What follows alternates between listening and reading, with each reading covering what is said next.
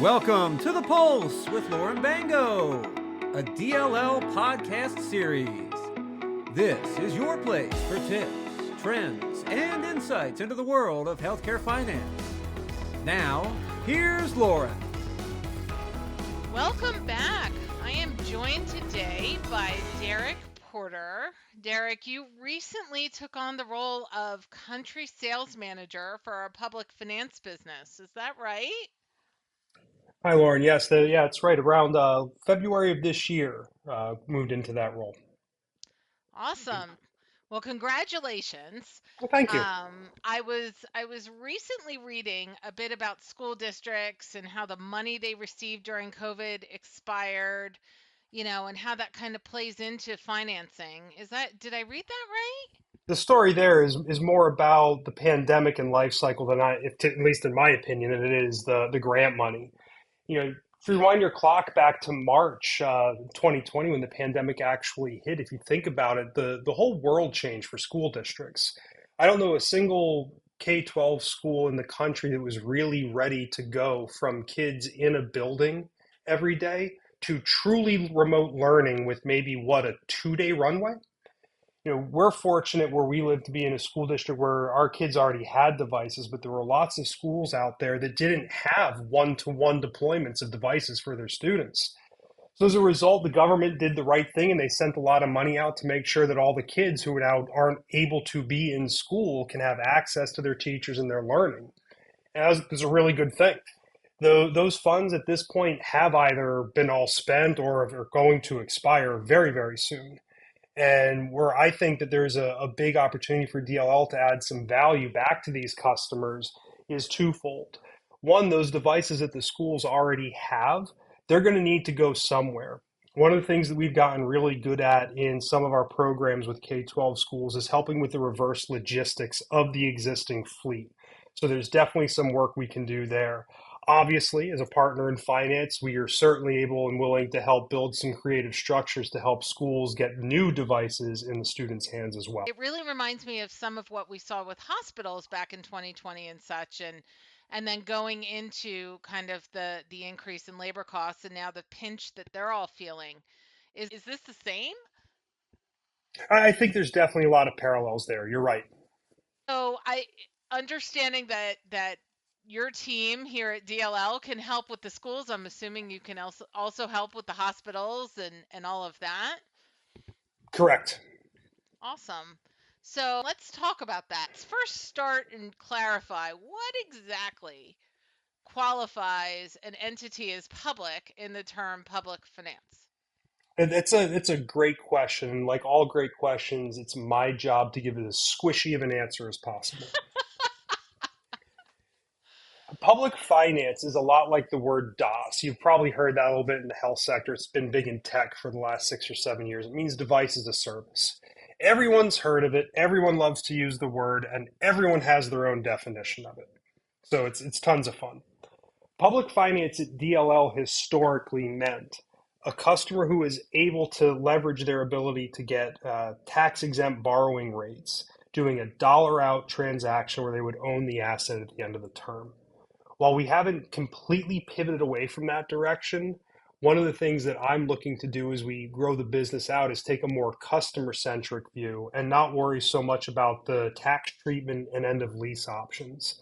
So, what do I mean by that? There are some school districts that we service right now that they have the ability to borrow money at a cheaper cost of funds and rate than their commercial counterparts. And that's because we have certain financial advantages as lessor for doing the deals with them.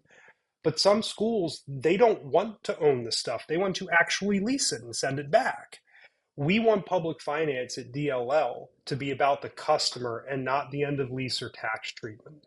That leads me into my next question, which is really what structures are available. And it sounds like the structures that are available are capital lease, FMV lease, or really anything that customer wants to talk to you about if we can do it. Pretty much, yeah. There's nothing that they really can't do, barring some goofy odds and ends. It's really more a question of what's the right fit for the customer, what's the asset they're looking at, what's the use case, and what's the life cycle they're planning on. I could make a strong argument to say that most public sector customers should leverage their tax exempt status and take advantage of those lower rates. But then there's other situations where I'd say that's not the right idea and they should absolutely look to do an FMV lease. It's really what we're trying to do is really make it about the customer and what's best for them. Any restrictions that we or our listeners should think about as they're kind of going through their catalog of customers? Sure. No, there definitely are a few hurdles in the way here. There's at this moment in time, there's 5 different states that have some rules where if you want to do business with the state, not even as a lessor, just in general, you're going to have to make some representations and attestations. We can work through a lot of those. There's some options that we have in front of us. It's our job to know these things, not the customers, not our vendor partners. I encourage everyone to call us if they have questions. Let us know who their customers, what state they're in. It's up to us to know what the options are and what the obstacles we're going to run to are so we can help avoid them. So that leads into my next question. What should our listeners do if they have a customer or they're even a public finance customer that wants to talk to you and your team about financing options? We have a team that's spread out all over the country, so we're able to service customers pretty much all times during the day. Call us, email us. We're happy to talk live since we're geographically pretty spread out. Whatever we can do to help. You know, DLL is a partner in finances. I hope all your healthcare customers have come to know over the years. Just because it's public finance doesn't mean the service level's any different. Awesome. And understanding that you've listened to all of the podcasts before, the very last question is always, is there one little Derek Porter nugget that you can leave our listeners with? It can be about what we've talked about. It can be about anything else. I mean, quite frankly, it can be about a golf game. But one last nugget to leave our listeners with.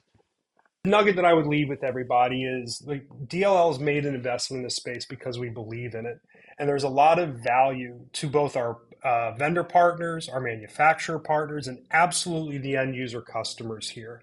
It's one of the coolest parts of what I've spent my time doing at DLL. When you're working with these schools, you're truly changing people's lives. You're putting the devices in the kids' hand that they're learning on.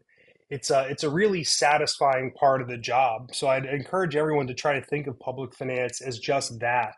It's expanding our customer base and adding value and service to our end users. Thank you so much for being here, and we will talk to you soon. Thanks for having me. Thank you for listening to The Pulse with Lauren Baingo, a DLL podcast series.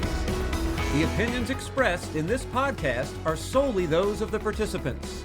Nothing herein should be construed as legal, tax, accounting, or investment advice. Join us again for the next edition of The Pulse. And thanks again for listening.